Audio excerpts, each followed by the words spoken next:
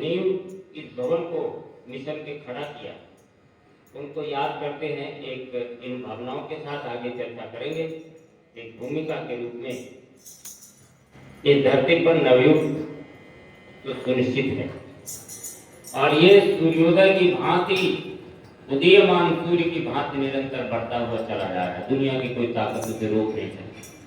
आप नहीं करोगे तो दुनिया करेगी, और उसका श्रेय की भागीदार दुनिया हो।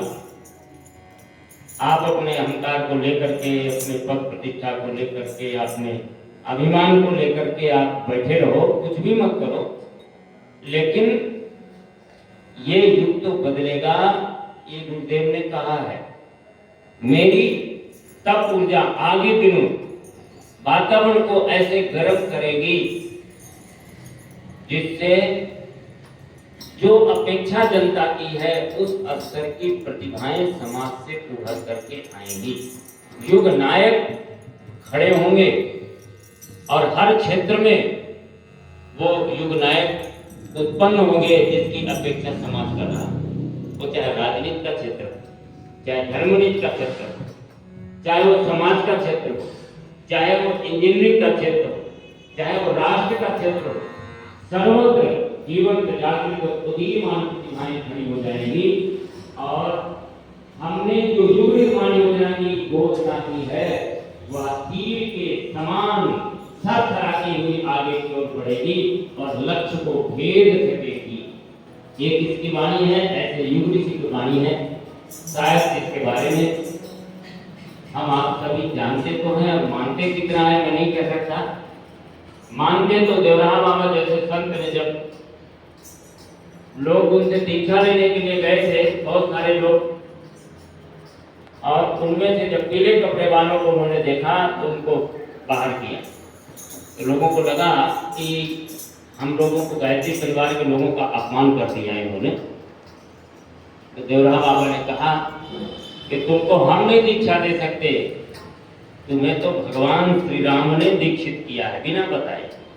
तुम्हें तो भगवान श्री राम ने दीक्षित किया है, इस युग के भगवान ने दीक्षित किया। ऐसे ही उत्तराखंड में हिमालय के प्रवास में एक साधक शांति कुंज से उन्होंने अनुभव किया कि मुझे दिव्य आत्माओं का दर्शन हिमालय के क्षेत्र में हो जाए, और हिमालय के क्षेत्र में वो चले गए। और जब हिमालय के क्षेत्र में गए, संजोग से एक तपोवन के आगे एक ध्यानस्थ, एक वहां पर संत मिले। तो उनको लगा कि अब जिसको हम चाह रहे थे वैसे मिल गए, अब इनका सानिध्य प्राप्त करेंगे। तो उन्होंने आंखें खोली और कहा, तुम इस युग के भगवान को छोड़ करके, इस युग के भगवान को छोड़ करके तुम पत्थरों में भगवान ढूंढने आए हो। ये शब्द उनके थे। तब उनको लगा कि शायद मैंने भूल की। जिसने इस भाग्य को नए सिरे से लिखने का निर्णय लिया हो, जिसने 3500 साहित्य लिख करके आज की युग समस्याओं का समाधान कर दिया हो, जिन्होंने इतना लिखा कि कोई 80 वर्ष तक पढ़ना चाहे तो पढ़ नहीं सकता, इतना उन्होंने 80 वर्षों में लिख दिया। तो ऐसे युग ऋषि की वाणी, जो कोई असत्य नहीं हुई, स्वाध्याय करते तो अनुभव करते कि हम कितने सौभाग्यशाली। स्वाध्याय न होने के कारण उस युग ऋषि के दिव्य आत्मा को समझ नहीं सके, और हम कहीं कहीं खो गए, किन्हीं स्वार्थों में खो गए, किन्हीं परिस्थितियों में खो गए। और यहाँ यही नहीं, जिस युग ऋषि ने जो प्रारंभ काल में जुड़ा, जिस दिन आया उस दिन उसकी स्थिति क्या थी, और जब जुड़ा तो उसको क्या मिला, और जब भूला तो उसको क्या परिणाम भोगना पड़ा। ये हर व्यक्ति प्रमाण और साक्षी है। गुरुदेव ने कहा था, शरीर को छोड़ने के पहले 84 में जब उन्होंने सूक्ष्मीकरण की साधना की, तब कहा, मुझे जब ये मत समझे कि ज्योति बुझ गई है, मैं सदा ही शांति कुंज के इस अखंड ज्योति में विद्यमान रहूंगा, एकाकार हो जाऊंगा। और मुझे जब भी लोग याद करेंगे तो हम 15,500 किलोमीटर पर सेकंड की गति से हमारा सूक्ष्म शरीर पहुंचेगा और वहां मदद करता हुआ दिखाई पड़ेगा। एक प्रमाण नहीं, हर व्यक्ति के जीवन में घटा है, लेकिन हमने अनुभव नहीं किया। मानवीय कमजोरी हमारी है, कि जो अच्छा करते हैं वो हम करते हैं, बुरा होता है तो भगवान के खाते में डालते हैं, ये हमारा स्वभाव हो गया। अभी कल की घटना है, जो हमारे जितने बच्चे हैं, इन बच्चों के भोजन की व्यवस्था करने का दायित्व सोमदत्त का है, जो यहीं से पढ़ के इसी गुरुकुल से निकल के गया है और आज अपने संसाधनों से इनके भोजन की व्यवस्था करता है और भेजता है वहां। कल की घटना है, कल जिस घर में, जिस आवास पर वो रह रहा था, वो पूरी की पूरी छत गिर गई, पूरी छत सहित गिर गई। लेकिन जिस गुरु ने आश्वासन दिया था, जिसके लिए समर्पित आदमी, मिशन के लिए इतना समर्पित कि आप बाएं दाएं की बात करो, यदि कभी मैंने भी भूल से थोड़ा भी इधर से उधर बात की होगी, तुरंत रोक दिया होगा। मेरा ही प्रशिक्षित व्यक्ति है, लेकिन मिशन के लिए इतना समर्पित हुआ कि जिसका रोम रोम समर्पित है मिशन के लिए और बहुत बड़ा योगदान दे रहा। उसके जीवन में संकट कैसा आया था, उसका जीवन ही समाप्त हो गया होता। ऐसी घटना कल की है, लेकिन 10 सेकंड के अंदर उसको ऐसी प्रेरणा आती है कि देखो बाहर क्या हो रहा है, और वो 10 माने जैसे बाहर जाता है, माने 10 सेकंड का अंतर है, 10 सेकंड बाहर जाता है कि पूरा छत गिर जाती है और उसमें रखा हुआ हर चीज चकनाचूर हो जाती है। माने 20-20 किलो के वजन के सीमेंट के टुकड़े गिरे, उसमें यदि सिर के ऊपर गिरता तो आदमी बच सकता था, लेकिन जिस देवी चेतना के लिए समर्पित काम किया है, उसने 10 सेकंड के अंदर ईशावास्यमिदं सर्वम, कण-कण में जो सत्ता विद्यमान है, वो कोई किसी साधारण मनुष्य नहीं जिसको आपने समझा, वो वही सत्ता है जो कण-कण में व्याप्त है। वासे वासे तिष्ठति, जो कण-कण में संव्याप्त है, वो सत्ता थी गुरु सत्ता, जो सौभाग्य हमारा था कि गुरु के रूप में आए। जैसे अर्जुन का सौभाग्य था कि अर्जुन के भी गुरु के रूप में भी, भगवान के रूप में, मार्गदर्शक के रूप में भी, तीनों रिश्तेदार के रूप में भी भगवान कृष्ण थे। लेकिन ये सौभाग्य की बात थी कि वो भगवान थे। ऐसे ही हम सभी के जीवन में एक ऐसा काल आया, समय आया कि भगवान आए और भगवान ने हम आपको पहचाना, हमने तो नहीं पहचाना, लेकिन उनने हमें आपको पहचाना और उन्होंने अपने माले में पिरोया और आपको चमत्कार दिखाए, आपके अनुभव कराए, आपको ये बताया कि मैं कोई साधारण नहीं हूं, तुम चाहो तो मैं तुम्हें कुछ भी कुछ कर सकता हूं। और ये गुरुदेव ने कहा कि मैं अगले दिन अपने मिशन के कार्यकर्ता की पाई पाई चुकाऊंगा और उस कर्ज से, उस ऋण से मुक्त होऊंगा। मतलब आगे आप काम कर रहे हो तो आपका भविष्य कितना उज्जवल है, आप कल्पना नहीं कर सकते हो। यही हमारे केसर रानी जी बैठे हैं, इनसे पूछना, जिस दिन ये आए हैं यहाँ और जब शुरू किया है तो एक छोटी सी दुकान लेकर के आज वहाँ के नगर सेठ हैं, क्या नहीं दिया भगवान। अब इस बात को अनुभव ना कर सके तो ये उनकी गलती है, उस कराने वाले की गलती थोड़ी है। हम आप एक एक अनुभव करें अपने जीवन में तो गुरुदेव ने क्या नहीं किया, हम क्या थे और क्या हुए, ये अनुभव की बात है। जब तक अनुभव नहीं करता व्यक्ति तो सौभाग्य से वंचित हो जाता है। आइए ऐसे ही अनुभव करने वाले लोग जिनके हृदय में गुरुदेव बसते हैं, वो व्यक्ति भले हो लेकिन उनके हृदयों में गुरुदेव बसते हैं, ऐसे हजारों लोग तो देश में होंगे। और वही इस नींव के मिशन के नींव हैं। और आप सभी भी यदि लंबे समय से जुड़े हो तो गुरुदेव ने आपको जोड़ा है, आप नींव के पत्थर और अपनी उस सौभाग्य की परिस्थिति को अनुभव कीजिए। ऐसा नहीं कि हनुमान जी जैसे पहुंच तो गए, पूरे बानर पहुंच गए, सीता का पता भी लग गया, खोज के सामने समुद्र के किनारे वो किंग कर्तव्य विमूढ़ हो गए, अब मैं क्या करूं, क्योंकि उनकी जितनी शक्ति थी उन्होंने लगा दिया। ठीक है, लगा दिया और फिर नहीं कर सकते आप तब तो जिम्मेदारी भगवान की होती है। लेकिन जब तक आपके अंदर शक्ति आपने लगाई नहीं, आपके पास शक्ति है, आपने उसमें एक पैसे नहीं लगाया और फिर भगवान की शक्ति मांगते हैं तो भगवान कैसे देंगे? जब वानरों ने पूरी शक्ति लगा दिया और उनको लगा कि अब तो हम ही भूख प्यास से मर जाएंगे, अब हम सीता जी की खोज करना तो दूर, हम अपना प्राण नहीं बचा सकते, तो परिणाम क्या हुआ? स्वयं प्रभा रूपी उनको चेतना मिल गई। स्वयं प्रभा ने उनको प्रेरणा दिया, जल पिलाया, भोजन कराया और दिव्य दृष्टि प्रदान की और दिखाया कि सीता जी यहाँ पर बैठी हैं, तुम निश्चित रूप से वहां तक पहुंचोगे और ये तुम्हारा सौभाग्य नहीं, मेरा भी सौभाग्य है, तुम चिंता मत करना। क्योंकि मुझे चंद्रमा मुनि ने, ध्यान से सुनिएगा, उन्होंने कहा क्योंकि मुझे चंद्रमा मुनि ने यह बताया था कि जिस दिन तुम्हारे पास सीता को पता लगाने के लिए वानर आएंगे और तुम उनका मार्गदर्शन करोगे तो तुम्हारा जीवन धन्य हो जाएगा। आज मुझे ऐसा लगता है कि मेरा जीवन धन्य हो गया, अब मैं राम जी से मिलने जा रही हूँ, तुम जाओ अपने मार्ग में सफल हो। ये आश्वासन दे दिया, विश्वास दिला दिया और अपना ही प्राण नहीं बचाया बल्कि सीता जी का पता लगाने भी गए। और हनुमान जी के सामने एक संकट और आया, तब आया जब हनुमान जी ये विचार करने लगे कि हमको सीता जी का पता लगाना है, तो उसके लिए समुद्र को पार करना है, 100 योजन का समुद्र है। लेकिन उन्होंने राम नाम का आश्रय लिया, राम नाम की मुद्रिका, भरोसा अपना नहीं, अपने शक्ति का नहीं।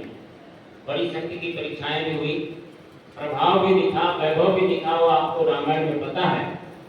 लेकिन जब मुद्रिका को लेकर के गए और सफल हो गए और सीता जी के पास तक पहुंचने के लिए क्या करें हम?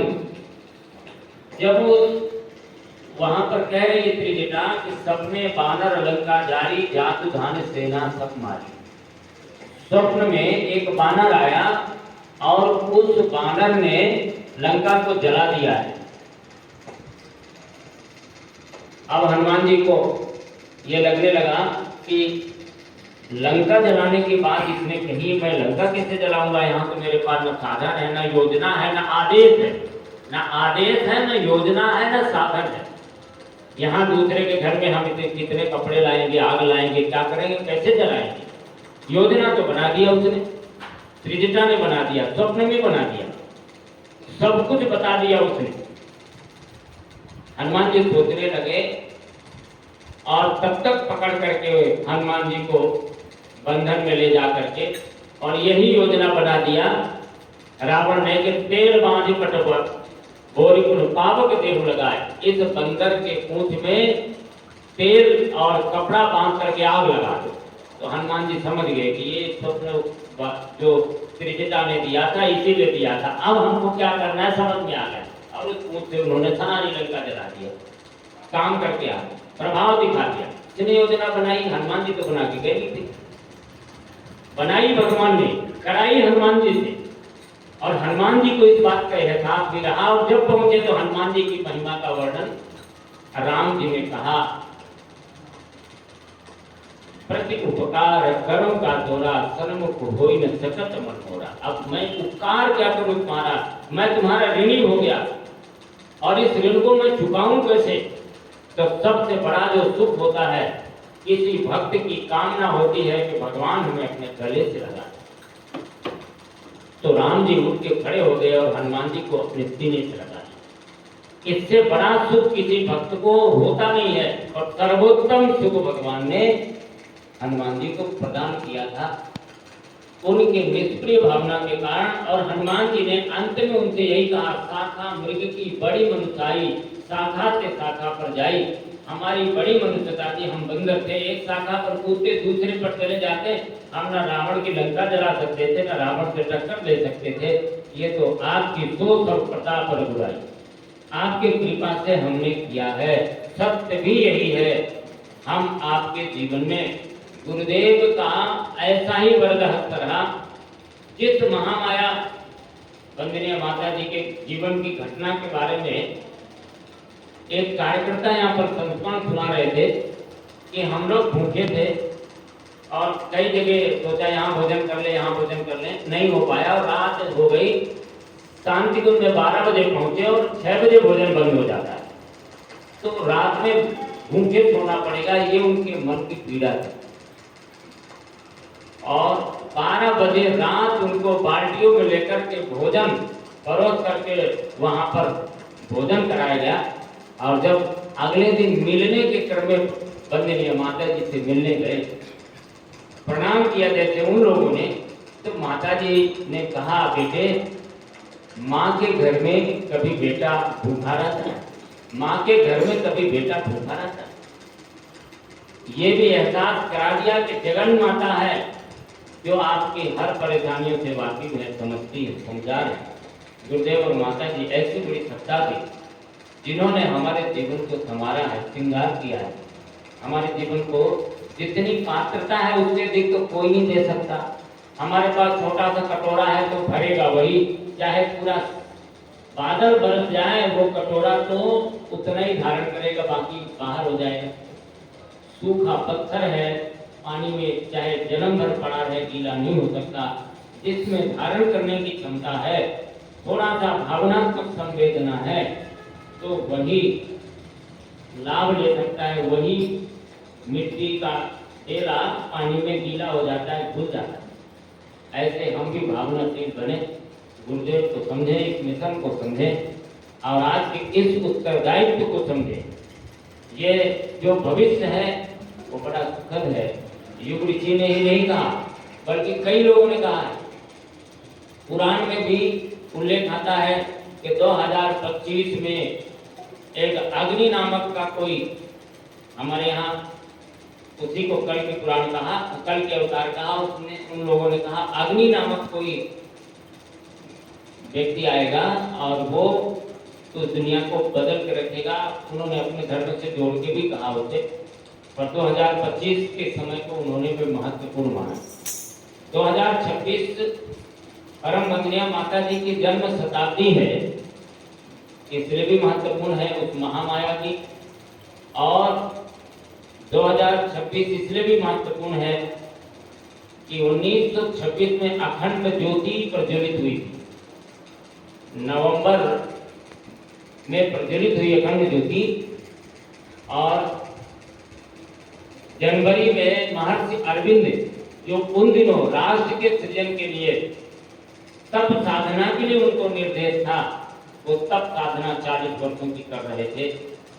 उसी काल में उनको अतिमानस चेतना के अवतरण की जानकारी होती है अपने अनुभूति दिव्य दृष्टि से, और उन्होंने कहा ज्योति का अवतरण हो चुका है। उसी काल में यह अखंड ज्योति स्थापित हुई थी गुरुदेव के माध्यम से, और उस अखंड ज्योति की जन्म शताब्दी भी है। गुरुदेव ने देह त्यागने के साथ यह भी कहा कि ज्योति बुझ गई, यह नहीं समझना है कि हम तो ज्योति के रूप में किसी अखंड ज्योति में समा जाएंगे और सदा ही यहाँ पर रहेंगे। उस अखंड ज्योति की जन्म शताब्दी है, इसलिए महत्वपूर्ण है।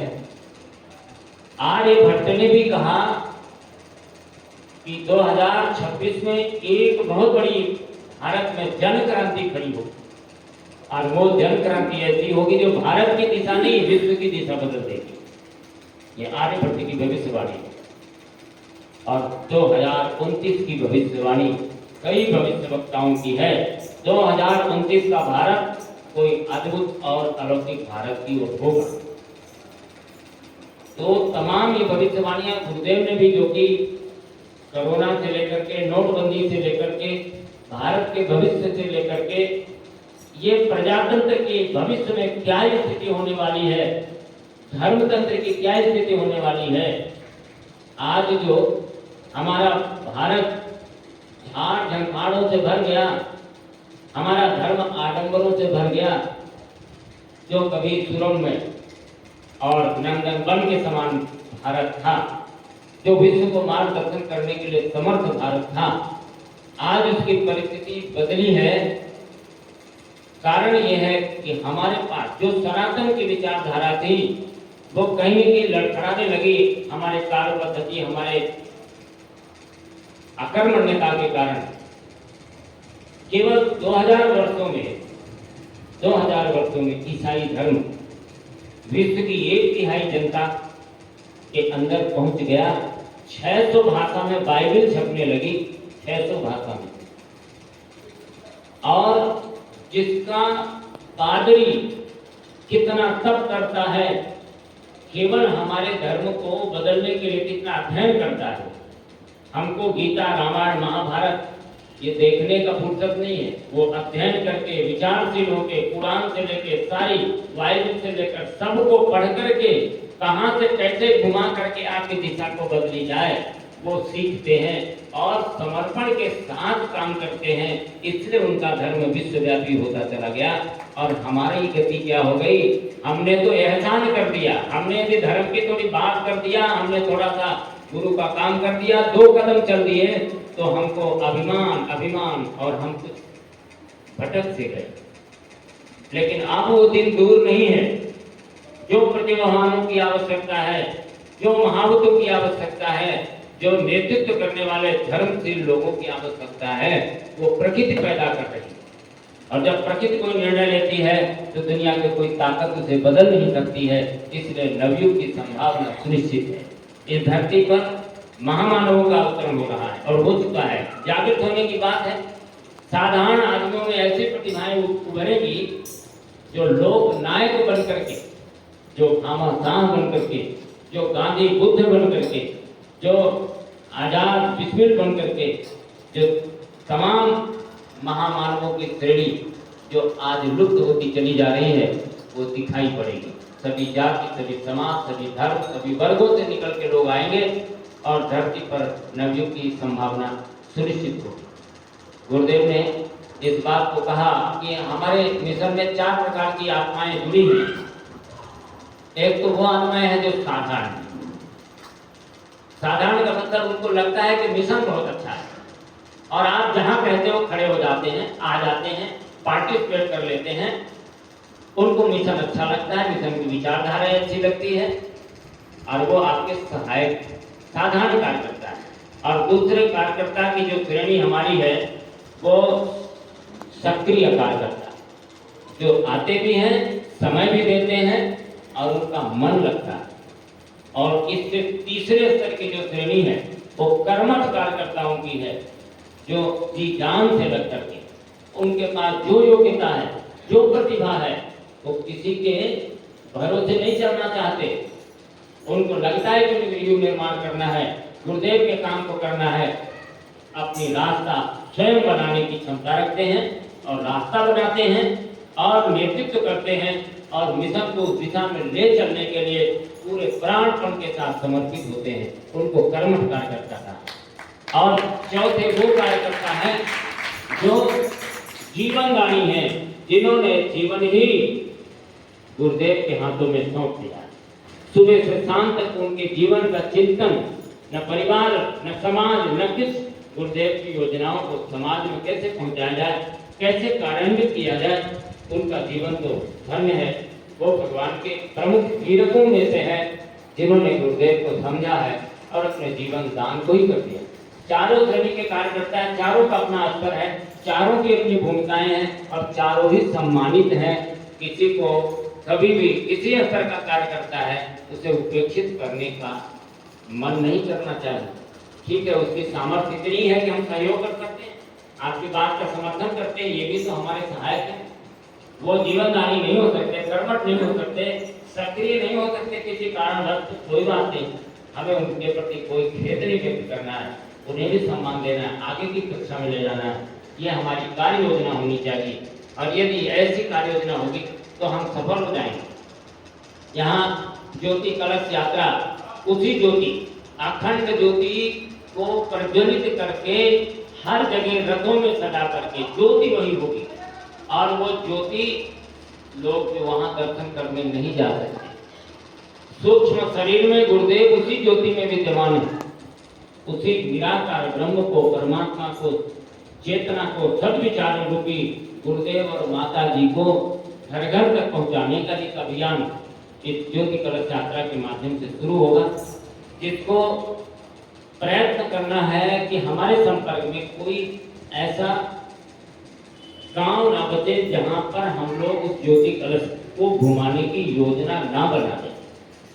अब कुछ ऐसे ब्लॉक समन्वयक महोदय थे जो करते तो दिन भर यज्ञ रहते, वो यज्ञ के अहंकार की पूर्ति का साधन तो हो सकता है, पर मिशन के अनुरूप नहीं है। मिशन को यज्ञ करने का, पंडित तैयार करने की योजना नहीं बनाई थी। जो हमारे धर्म को आडंबर और व्यापार बना चुके थे, उसी के विरोध में एक संगठन खड़ा होकर के लोगों को एक श्रेष्ठ चिंतन देने की धारा, धर्म से लोक शिक्षण, लोकमानस का परिष्कार करने की योजना बनाई थी। उसके लिए सभी को अधिकार दिया था, सभी को प्रशिक्षित किया गया था। इसलिए नहीं प्रशिक्षित किया गया था कि आप 10-10 पंडिताई जो होती थी, आप 10 घरों को बना लो, उसमें 11 में कोई दूसरा प्रवेश न करने पाए, हमारी पंडिताई चलने लगे, और जब कभी मिशन का संगठनात्मक कार्यक्रम हो उसमें आपकी हाजिरी ही ना हो। तो ऐसे लोग ये मिशन के अनुरूप नहीं कहे जाएंगे, मिशन के नेतृत्व में वो काम करते हुए लोग नहीं कहे जाएंगे। ठीक है, वो अच्छे आचार्य हो सकते हैं, समाज का मार्गदर्शन कर सकते हैं, उनका खुद का व्यक्तिगत अहंकार पूर्ण हो सकता है, उनके व्यक्तिगत स्वार्थों की पूर्ति हो सकती है, पर वह मिशन के अनुरूप नहीं है। ये सभी को समझना होगा, जानना होगा, और ऐसी शैली का विकास हमें अपने जीवन में नहीं करना है। हमने गुरुदेव को जीवन दिया है, हमने गुरुदेव को समय दिया है, हमने गुरुदेव के लिए काम करने का मन दिया है। 1 घंटे दिया है तो ईमानदारी से 1 घंटे गुरुदेव का काम करो, बाकी आप 23 घंटे अपना काम करो ना। आप 2 घंटे देना चाहते हो, 4 घंटे देना चाहते हो, यदि जीवन ही दे दिया तो फिर जीवन गुरुदेव के निर्देश पर चलना चाहिए। ये नहीं कि जीवन हमने दे दिया और करेंगे अपने मन का, लिए झोला घूमेंगे, प्रचार हम अपना करेंगे, गुरु जी का कम करेंगे, अपना ज्यादा करेंगे, तो ये तो फिर मिशन के अनुकूल नहीं हुआ। तो ज्योति कलश वही ज्योति सबके दिलों में बैठानी है जो गुरुदेव के मन में उभरी थी, जो वंदनीय माता जी के मन में श्रद्धा और ज्ञान के रूप में उभरी थी, कि लोगों के अंदर जो भटकाव है ज्ञान के क्षेत्र में, जो आज उनका मार्ग बदल रहा है, जो आज लोगों को सही दर्शन नहीं मिल रहा, जो हमारा सनातन धर्म विश्व का मार्गदर्शन करता था, उसके मार्गदर्शक भटक रहे हैं, उनको ज्योति दिखाने के लिए तो ये ज्योति रूपी गायत्री परिवार स्थापित किया था। तो उस सिद्धांत का परिपालन करें और प्रत्येक घरों तक पहुंचे, प्रत्येक गांव तक पहुंचे, इसकी योजना बनाए। वो कुछ ब्लॉक समन्वय उपस्थित ही नहीं है, तो एक नए सिरे से ब्लॉक समन्वयों का संगठन भी करें। हमारे कहने का मतलब जो पीले कपड़े पहनते हैं वही गायत्री परिवार के हैं, ऐसी कोई बात नहीं है। गुरुदेव ने कहा 6 अरब जनमानस की अंतःचेतना को प्रशिक्षित और परिवर्तित करना है, जो किसी भी रूप में हमारे विचारों से जुड़े हुए हैं और किसी भी मान्यता को मानने वाले हैं, हमें उससे कोई परहेज नहीं है। आप राष्ट्र की बात, आप सनातन की बात, आप इन विचारों की, सब विचारों की बात मानना चाहते हैं और इसको अधिक तक लोगों तक पहुंचाना चाहते हैं, तो आप गायत्री परिवार के ही हैं। आप उनका सबका सहयोग लीजिए, उनको संगठन में जोड़िए, और कोई भी देवालय खाली न रहे जहां हमारी ज्योति कलश यात्रा न जाए, विद्यालय कोई खाली न हो, कोई पुस्तकालय खाली न रहे, कोई भी अस्पताल खाली न रहे, इसकी योजना बनानी है। कैसे हम पहुंचेंगे, उसके मंथन के लिए आज ये बैठक बुलाई गई थी। तो बहुत सारे जो कोई अखंड ज्योति दे रहा है तो अखंड ज्योति दे रहा है, उसको मतलब ही नहीं है आने से उससे। आप अखंड ज्योति के कोई पाठक, बुक सेलर तो है नहीं, आप विचारों के संवाहक हैं। तो ये विचार आप पढ़ते नहीं गुरु जी का, जब आप पढ़ते नहीं तो आपके अंदर विचार आता ही नहीं है, तो आप एक बुक सेलर बन सकते हो पर मिशन के कार्यकर्ता तो नहीं बन सकते हो, गुरुदेव की पीड़ा में हिस्सा नहीं ले सकते हो। आप सारे भेदों से ऊंचे उठो, आप सारे वादों से ऊंचे उठो, आप सारे स्वार्थों से ऊंचे उठो, और तभी आप मिशन के लिए अग्रदूत बन के खड़ा होगे। और नहीं खड़ा होगे तो समाज का जो व्यक्ति खड़ा होगा वही मिशन का होगा, वही गुरुदेव का होगा, और उसी के द्वारा युग निर्माण होगा, वह सुनिश्चित है। इसलिए ये ज्योति कलश यात्रा उन दिव्य आत्माओं को ढूंढने के लिए निकली है, जिनके अंदर भी संवेदना है धर्म, संस्कृति और मिशन के लिए, उनको खड़ा करना है और उनको इस मिशन के सूत्र से जोड़ना है। नए संगठन खड़े करने हैं, जहाँ संगठन नहीं है वहाँ संगठन को खड़ा करना है। उद्देश्य यही था कि वो बहुत अच्छे पुराने हमारे कार्यकर्ता हैं जो बहुत अच्छे हैं, पर किसी पाठ से गिर गए या किसी स्वार्थ से गिर गए या कहीं पूजा पाठ से केवल गिर गए या कोई और भी द्वंद्व उनके अंदर आ गया या किसी परेशानी में आ गए या ज्ञान या मार्गदर्शन ना मिल पाने के कारण वो भटक गए, उन सभी को जोड़ करके एक सूत्र में लाना है। और गुरुदेव के लिए 2026 में भावनात्मक ढंग से जोड़ के यदि हम दे सके तो ये हम आप सभी की ये बड़ी उपलब्धि होगी और ये हम आप सभी का बहुत बड़ा दायित्व भी है। यदि इस काम को हम कर सके तो हमारा जीवन सार्थक होगा। आइए इन्हीं भावनाओं को बल देने के लिए एक गीत है वो मिशन नींव के पद का भवन नींव के पत्थरों, यह मिशन का भवन युग युगों तक तुम्हारा रहेगा रे। नींव के पत्थरों, यह मिशन का भवन नींव के पत्थरों, यह मिशन का भवन युग युगों तक तुम्हारा रहेगा रे। नींव के पत्थरों।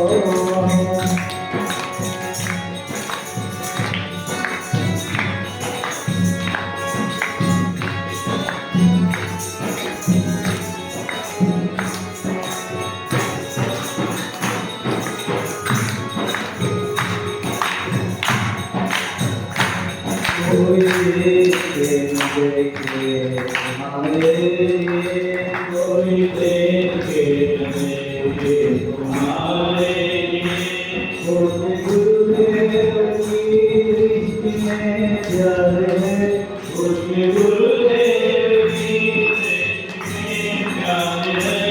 हम तुम्हारे लिए अल्लाह से, अब तुम्हारे लिए सलसलाती हुई कृपाधार है, सलसलाती हुई कृपाधार है। धन्य हो तुम अमर यश तुम्हारा सदा, धन्य हो तुम अमर यश तुम्हारा सदा, और गरिमा तुम्हारी गगन गामिनी, और गरिमा तुम्हारी गगन गामिनी। के पत्थरों